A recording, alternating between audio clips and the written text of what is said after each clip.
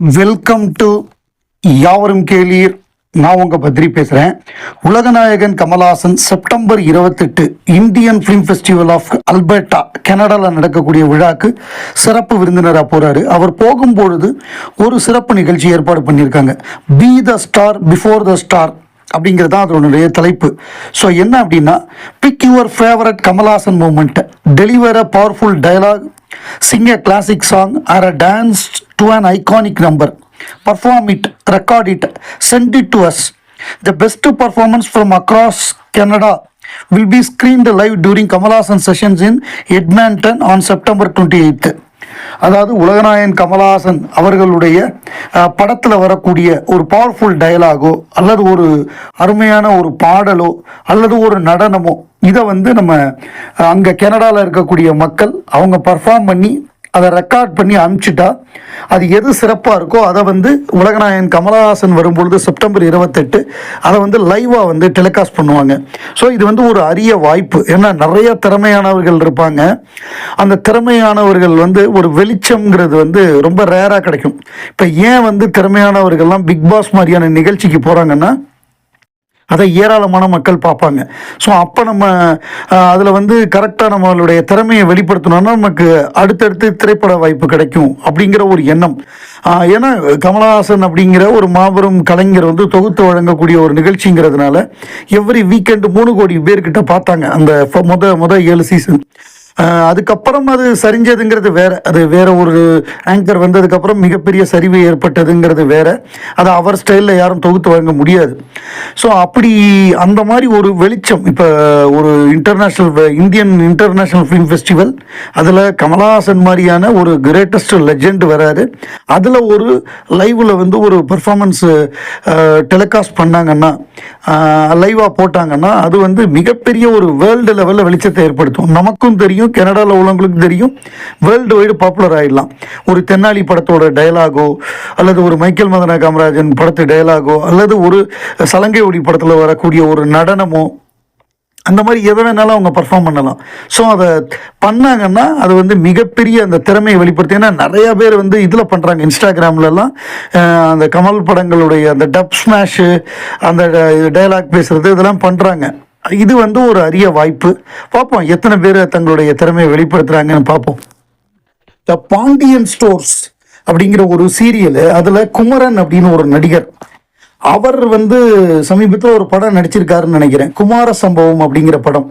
அதுக்காக அவர் பேட்டி கொடுத்துருக்காரு. அந்த பேட்டியில் உங்களுக்கு ஃபேவரட் ஆக்டர் யார், நீங்கள் எதனால் இன்ஸ்பயர் ஆனீங்க அப்படின்னு கேட்கும்பொழுது அவர் எனக்கு பிடித்த நடிகர் கமல் சார் தான், நடிகர்னாலே அவர் கமல் சார் தான், அவரை பார்த்தா எனக்கு நடிக்கணும்னு ஆசை வந்துச்சு, ஒரு நடிகர்னா அது கமல்ஹாசன் தான், நடிப்பை பற்றி பேசணும் தெரிஞ்சுக்கணுன்னா அவர் நடிப்பை பார்த்தா போதும், என்னோட இன்ஸ்பிரேஷன் புத்தகம் எல்லாமே அவர் தான் அப்படின்னு சொல்லி அவர் சொல்லியிருக்காரு. யாரோ நான் இதில் பார்த்தேன், ட்விட்டரில் பார்த்தேன், கமல்ஹாசன் ஓவர் ரேட்டட்னு சொல்லிட்டாங்கன்னு யாரோ 2-3 சின்ன பொண்ணுங்க போட்டு திட்டிகிட்டு இருந்தாங்க.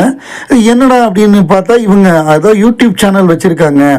அதில் அவங்க இந்த மாதிரி இது ஒரு அட்டென்ஷன் சீக்கிங்கு, யார் பெரிய லெஜெண்டோ அவரை பற்றி தப்பாக பேசினாதான் அதை கவனிப்பாங்க, அதுக்காக அவங்க பண்ணியிருக்காங்க அப்படின்னு சொன்னாங்க.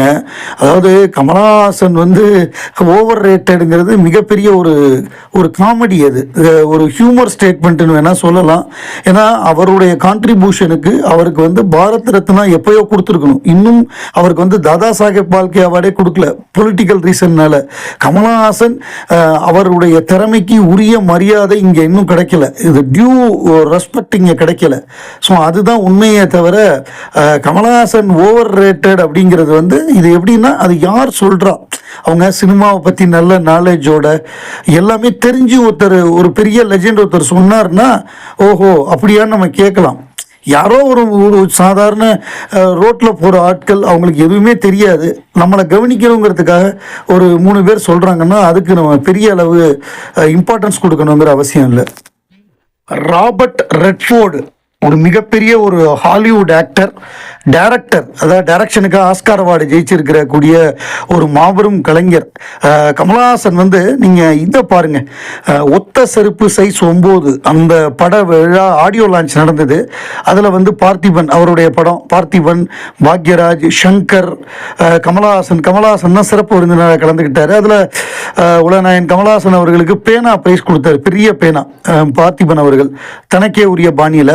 அதில் பேசும்பொழுது கமலஹாசன் என்ன சொன்னார்னா, எனக்கு வந்து பிடித்த நடிகர்கள் அப்படின்னு சொல்லும் பொழுது ராபர்ட் ரெட்ஃபோர்டு, டாம் ஹார்டி, அந்த வரிசையில் பார்த்திபனும் வந்துட்டாரு அப்படின்னு பாராட்டினார். அந்த அளவு ராபர்ட் ரெட்ஃபோர்டுங்கிற நடிகர் நமக்கு அந்த தெரிய வச்சது வந்து கமலஹாசன் தான். ஏன்னா அவர் இந்த மாதிரி நடிகர்களை பற்றி சொல்லுவார், நிறைய இப்போ நடிகர்கள், டைரக்டர்கள் நிறைய புத்தகங்களை பற்றியெல்லாம் சொல்லுவார். அவர் சொல்கிறது மூலமாக தான் நமக்கு தெரியும், ஓ அப்போ ராபர்ட் ரெட்ஃபோர்டு அவ்வளோ பெரிய ஆள். அவர் ஹாலிவுட்டில் எல்லாருக்கும் தெரிஞ்சிருக்கும். நம்ம தமிழில் இருக்கக்கூடிய நம்மளை மாதிரி ஆட்கள் வந்து செலக்டடான படம் தானே பார்க்குறோம். நமக்கு ஒன்றும் எல்லா ஹாலிவுட் படமும் நம்ம பார்க்கறது கிடையாது. ரொம்ப டீப் நாலேஜ் இருக்கலாம், சில பேருக்கு இருக்கலாம். சாதாரண தமிழ் சினிமா ரசிகனுக்கு அந்த ரசனை, அந்த நாலேஜை வந்து தெரிய வச்சது கமலஹாசன் தான். ஸோ அப்படி அவர் சொல்லி தான் நமக்கு தெரியும். அவர் சில விஷயங்கள் அதில் சொன்னார். அதாவது காகஜ் கே பூல் அப்படிங்கிற ஒரு படம் வந்து குருதத்தோடைய மாஸ்டர் பீஸு. அந்த படம் வந்து இவருடைய ரசிகர், திலீப் குமாருக்காக எழுதப்பட்டது. திலீப் குமார் என்ன சொல்லிட்டார், நிறைய சோகப்படங்கள் நான் நடிச்சிட்டு இருக்கேன், இன்னொரு சோகப்படம் வேணுமா அப்படின்னு ஒரு சிம்பிள் ரீசனில் வேணான்னு சொல்லிட்டாரு. அது வந்து குருதத் வர்றதுக்கு காரணமாக இருந்தது. குருதத் வந்து மிகப்பெரிய டைரக்டர், அவரே நடிச்சும் பல மாபெரும் மாஸ்டர் பீஸ் கொடுத்துருக்காரு. அதில் ஒரு படம் காகஜ் கே பூல். அப்புறம் பார்த்திபன் வந்து புதிய பாதை படத்தை கமலஹாசன் நடிக்கணும்னு வந்து வந்தார். சிம்பிள் ரீசன், கமலுக்கு கால் ஷீட் இல்லை, அதனால பார்த்திபன் ஒரு நடிகர் பிறந்தார். ஸோ இதுதான் இந்த உதாரணங்களை சொல்லி ரொம்ப அழகாக ராபர்ட் ரெட்ஃபோர்டு பற்றி சொன்னார். அவர் என்ன மாதிரி படங்கள் 1960களில் வந்து மாபெரும் கதாநாயகனாக இருந்திருக்காரு. உலகமே வியந்து பார்க்கக்கூடிய அளவுக்கு ஒரு நல்ல ஹியூமன் பீயிங்காக இருந்திருக்காரு. ஒரு என்ன சொல்கிறது, ஒரு இப்பெல்லாம் இந்த சமூக செயற்பாட்டாளர்னு சொல்கிறாங்கல்ல, அந்த மாதிரியான ஒரு ஆளாக இருந்திருக்காரு. 80களில் அவர் இயக்கி ஆஸ்கார் அவார்டை வாங்கியிருக்காரு. அப்படிப்பட்ட ஒரு மாபெரும் கலைஞர் நேற்றுக்கு இறந்துட்டார் அப்படிங்கிறது ஒரு மாபெரும் இழப்பு. ஸோ அவருடைய இழப்பிற்கு கமலஹாசன் ரசிகர்களின் ஆழ்ந்த இரங்கல்கள். நேற்றுக்கு தான் குட் பேட் அக்லி இளையராஜா வந்து கோர்ட்டில் கேஸ் போட்டிருக்காருன்னு சொன்னோம். அது உடனேயே இமீடியட் எஃபெக்ட், இளையராஜாவுக்கு கிடைத்த வெற்றி அப்படின்னு சொல்லலாம். என்னென்னா குட் பேட் அக்லி திரைப்படம் நெட்ஃப்ளிக்ஸ்லேருந்து தூக்கிட்டாங்க. ஏன்னா அந்த படத்தில் வந்து அதிகமாக ஏராளமான இளையராஜா பாட்டை யூஸ் பண்ணியிருப்பாங்க. அதாவது பாட்டை யூஸ் பண்ணுறவங்க அவர்கிட்ட பர்மிஷன் வாங்கணும். நாங்கள் ஆடியோ கம்பெனியில் பர்மிஷன் வாங்கிட்டோன்னு கேட்டால், அதாவது இதில் நிறைய குழப்பம் இருக்குது. இளையராஜா மேலே தப்பு இருக்கிற மாதிரி நிறைய பேர் சொல்கிறாங்க. அவர் ஏதோ காசுக்கு ஆசைப்படுறாரு அப்படிங்கிற மாதிரி. மற்ற எல்லா இசையமைப்பாளர்களும் முதல் படத்துலேருந்தே காப்பி ரைட்ஸு அதுக்குன்னு ஒரு டீம் வச்சு வேலை பார்த்துக்கிட்டு இருக்காங்க. இளையராஜா முதல்ல வந்து அவர் வேற ஒரு அமைப்பில் இருந்தார். அதுக்கப்புறம் அவர் அதுலேருந்து மாறி இப்போ வந்து அவர் ஒரு டீம் வச்சு பண்ணுறதுனால அது ஏதோ இளையராஜா வந்து அவர் மட்டும்தான் பண்ணுறாரு, மற்ற யாருமே பண்ணலைங்கிற மாதிரியான ஒரு தவறான ஒரு பிம்பம் கட்டமைக்கப்படுது. இளையராஜா அவருக்கு நியாயமாக என்ன இருக்கோ அதை தான் கேட்குறாரு. இப்போ பிஸ்மி சொல்கிறாரு இளையராஜா வந்து பணத்தாசை பிடிச்சவர் அப்படி இப்படின்னு சொல்கிறாரு. இப்போ பிஸ்மியோட வீடியோவை வேற ஒருத்தர் டவுன்லோட் பண்ணி யூடியூப்பில் அப்லோட் பண்ண ஒத்துக்குவாரா, வலைபேச்சு வீடியோலாம்? அப்போ அது அவருக்கு காப்பிரைட் பிரச்சனை வராதா? ஸோ அந்த மாதிரி தான் இளையராஜாவோட பாடல்களை அவரோட பர்மிஷன் இல்லாமல் யார் பயன்படுத்தினாலுமே அது தவறு தான். அதுக்கு வந்து யார்கிட்ட ரைட்ஸ் இருக்கோ அவர்கிட்ட நீங்கள் வாங்கணும்ல. ஸோ அப்படி வாங்கலைன்னா அவர் கோர்ட்டில் கேஸ் போட்டு இப்படி தான் பண்ணுவார். இப்போ குட் பேட் அக்லி தூக்கியாச்சு. ஏதோ முழு பாடல்களை போட்டிருந்தாங்க, அது ரொம்ப தவறு.